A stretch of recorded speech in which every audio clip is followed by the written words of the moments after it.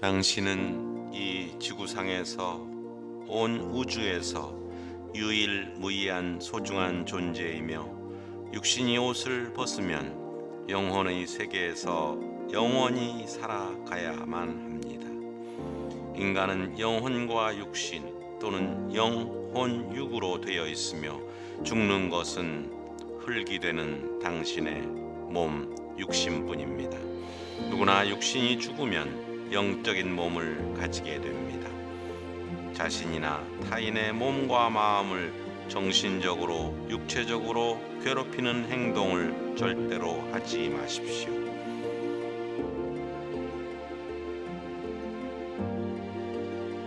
예수 그리스도와 고담아 붙여 여러 성현들의 가르침을 실천하며 덕을 쌓고 자선을 베풀며 자신을 정화하는 삶을 살아나가십시오.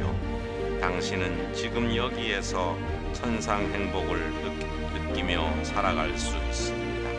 항상 정신적, 영적, 육체적으로 건강하시고 행복하시길 기도드립니다. 오늘은 임사체험 세 번째 시간입니다. 구독과 좋아요는 완전 무료이며 사랑과 자선의 실천입니다.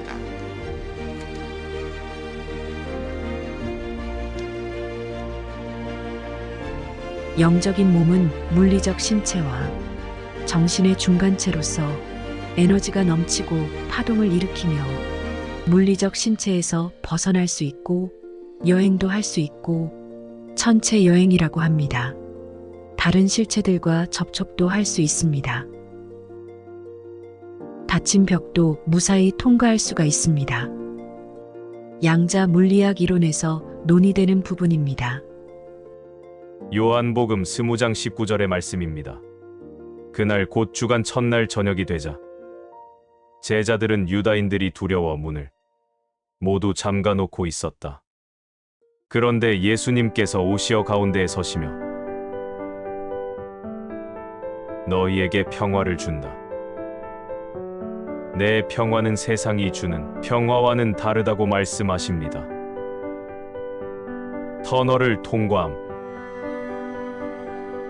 체험자의 3분의 1 정도가 경험하는 임사체험의 셋째 단계는 엄청난 속도로 터널을 통과하여 이 세상이 아닌 곳이라고만 표현할 수 있는, 세상에서 알던 것과는 너무나 다르고 어딘지 알지 못하는 곳에 도달하는 것입니다.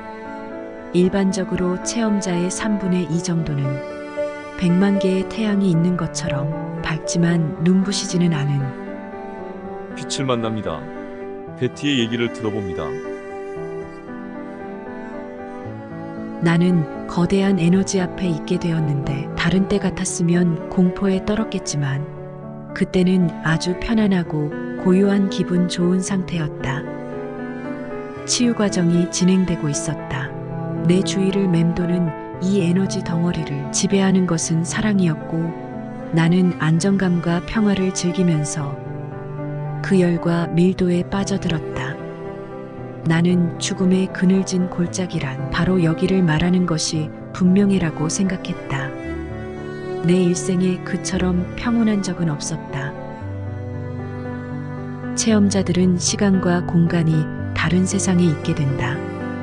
그들은 새로운 세상에 들어왔다는 인상과 함께 세상에 대한 특별한 지식에 눈뜨고 천상적이고 영적인 왕국을 발견한 것 같은 느낌을 받는다. 묵시록 22장 5절 다시는 밤이 없고 등불도 햇빛도 필요 없습니다. 주 하느님께서 그들의 빛이 되어 주실 것이기 때문입니다.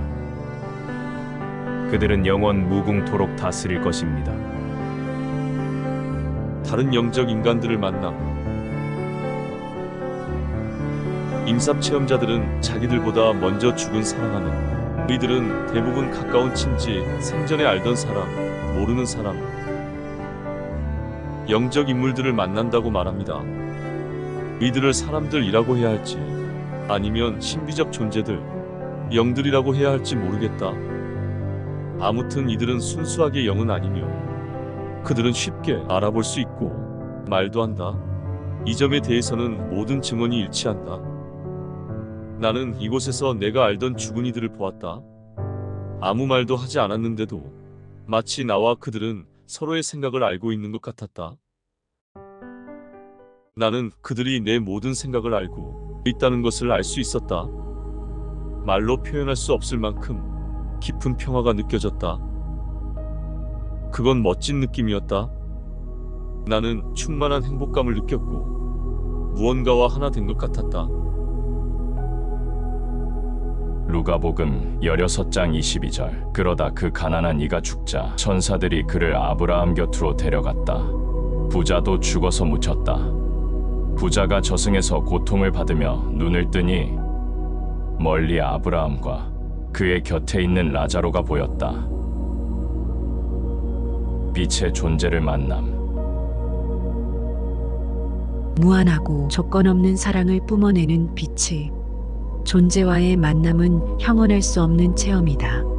똑같은 표현이 계속 되풀이된다. 전적인 이해와 완전한 사랑으로 형성된 빛을 상상해보라. 그 빛은 상상할 수도 묘사할 수도 없는 사랑을 뿜어냈다. 저는 온통 사랑으로 된 빛을 만났어요. 미국의 젊은 군인 조지 리치는 강도 높은 훈련을 받던 중 고열로 병원에 실려갔다가 사망 선고를 받았는데 그때 체험한 눈부신 근원에 대해 이렇게 이야기한다. 그분이었다. 그분은 너무 눈부셔서 정면으로 바라볼 수가 없었다. 그런데 그건 빛이 아니라 방 안에 들어온 어떤 사람, 아니 빛으로 된 사람이란 걸 알게 되었다. 나는 일어섰다. 그 순간 나는 지금 하느님의 아들 앞에 있다라는 확신이 들었다. 그리고 무엇보다도 이분이 나를 사랑하신다는 것을 가슴 깊은 곳에서부터 확신할 수 있었다. 이 현존에서는 강력한 힘뿐 아니라 조건 없는 사랑이 뿜어져 나왔다. 상상을 초월하는 놀라운 사랑이었다. 임사 체험자들을 변화시키는 힘은 바로 이 빛의 존재와의 만남인 것 같다. 물론 그것이 천사일 수도 있지만 대부분의 증언에 따르면 신적 존재라고 생각하는 것이 더 정확하다. 무디 박사는 자신의 두 저서에서 이 빛에 대해 상당히 많은 증언을 제공한다. 이 빛이 처음 나타날 때는 창백하지만 재빨리 점점 더 강해져서 초지상적인 밝음에 도달한다. 이 발현이 매우 놀라운 모습인데도 내가 만난 체험자들 가운데 누구도 그것이 빛의 존재라는 사실에 대해 의심하는 사람이 없었다. 더군다나 이 존재는 사람으로서 명확히 정의할 수 있는 인격적인 특성을 지니고 있었다. 이 존재에게서 솟아나와 임종자에게 가닿는 열과 사랑은 인간의 언어로는 표현이 불가능하다. 무디 박사의 책에 나오는 또 다른 증언은 이러하다. 나는 그가 그리스도라는 느낌을 받았기 때문에 그 빛을 따라잡으려 애썼다. 나는 그분께 다가가고 싶었다. 이런 행동을 하려는데 아무도 두렵지 않았고 오히려 상쾌했다. 나는 그리스도인으로서 빛과 그리스도는 관계가 있다고 자연스레 생각하고 있었기 때문이다. 그리스도는 나는 세상의 빛이다 라고 말씀하시지 않았던가. 나는 속으로 정말 이것이 끝이라면, 내가 죽는 것이라면 저기 있는 빛 속에서 나를 기다리시는 분은 그리스도이실 것이라 라고. 무디 박사의 다른 책, 저 세상의 빛의 한 체험자의 이야기가 나온다. 나는 상당히 오랫동안 빛 속에 머물렀고 그곳에 있는 모든 사람이 나를 사랑한다는 걸 느꼈다. 모두가 행복했다. 나는 그 빛이 하느님이신 걸 알았다. 베티도 자신의 책 6장에서 이렇게 이야기한다. 아주 작은 빛이 멀리서 비치고 있었다. 나를 둘러싼 암묵 덩어리가 터널이 되더니 나는 이제까지보다 더 빠른 속도로 빛을 향해 그 터널을 통과했다. 나는 본능적으로 그 빛에 이끌리는 걸 느꼈다. 빛의 다가감에 따라 그것이 한 남자의 형상이란 걸 알 수 있었다. 빛이 그분의 주위를 온통 감싸고 있었고 그분과의 거리가 가까워질수록 더욱 밝게 빛났다. 그 빛은 태양보다 훨씬 밝았고 말로 표현할 수 없었다. 그 빛을 똑바로 쳐다본다면 눈이 멀지 않을 사람은 없을 것이다. 오직 영적인 눈길만이 그 빛을 견딜 수 있고 즐길 수 있다. 그 남자 근처에 다다른 나는 똑바로 섰다. 금빛 후광이 그분의 몸 전체를 감싸고 있었다. 그 빛은 그분에게서 나와 주변으로 퍼져나가면서 눈부시게 반짝이는 흰빛이 되었다. 그것은 무조건적인 사랑이었다. 그분은 나를 받아들이려고 팔을 벌렸고 내가 그분께 다가가자 나를 얼싸 안아주셨다. 나는 끊임없이 되풀이해서 말했다. 집에 돌아왔다. 집에 돌아왔어. 마침내 내 집에 돌아왔다.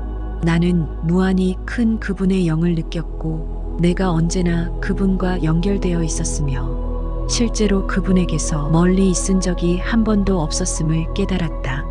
그분이 누군지는 의심의 여지가 없었다. 그분은 나의 구세주 친구 하느님이었다. 그분은 예수 그리스도, 나를 미워하신다고 생각할 때조차 변함없이 사랑해 주신 분이었다. 그분은 생명 자체이자 사랑 자체셨다. 그분의 사랑은 나에게 무한한 행복을 주었다. 엿새 뒤에 예수님께서 베드로와 야고보와 그의 요한만 데리고 높은 산에 오르셨다. 그리고 그들 앞에서 모습이 변하셨는데 그분의 얼굴은 해처럼 빛나고 그분의 옷은 빛처럼 하얘졌다. 마태복음 17장.